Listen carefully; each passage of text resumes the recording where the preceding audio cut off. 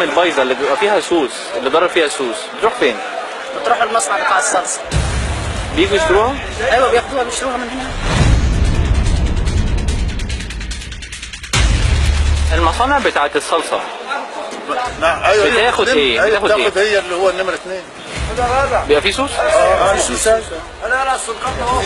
يعني مصانع الصلصه ممكن تستخدم النوع رقم 2 اللي فيه سوس؟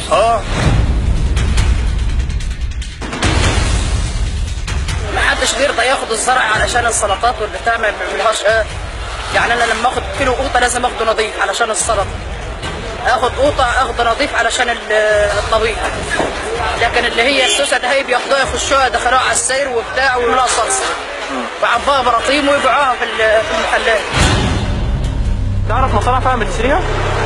اكيد اعرف مصانع تشتريها، امال يعني المنطقه اللي هنا في السوق هتروح فين؟ طب المصانع دي تحت بير السلم ولا مصانع مشهوره؟ لا مصانع معروفه على مستوى الجمهوريه معروفه.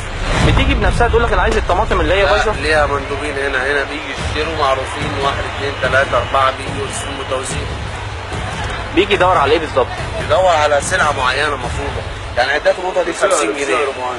دي عدات القوطه ب 50 جنيه، مش هينفع تروح للمصنع ب 50 جنيه، عدات المصنع مثلا ب 10 جنيه ب 15 جنيه اللي هي الهلك بتاع الغير.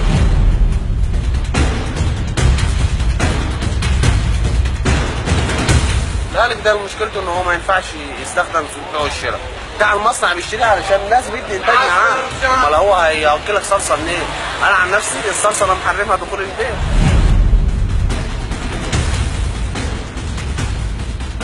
يمكن انت بتتكلم على الشركات الصغيره. لا انا بتكلم على المستوى كله، صغير وكبير، هو الصغير قبل الكبير. يعني لما القوطه عدات القوطه النظيفه تبقى ب 20 جنيه، اكيد عدات الصلصه ب 10 جنيه نظيفه برضه، لكن هي لما بتبقى غاليه عدات القوطه ب 100 جنيه وب 80 جنيه هم بياخدوا القوطه البايظه غصب عنهم مش برضاها.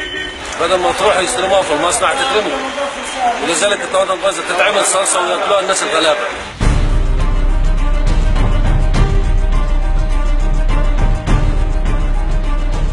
المصانع دي بتاخد برضو الزرعه اللي فيها سوس؟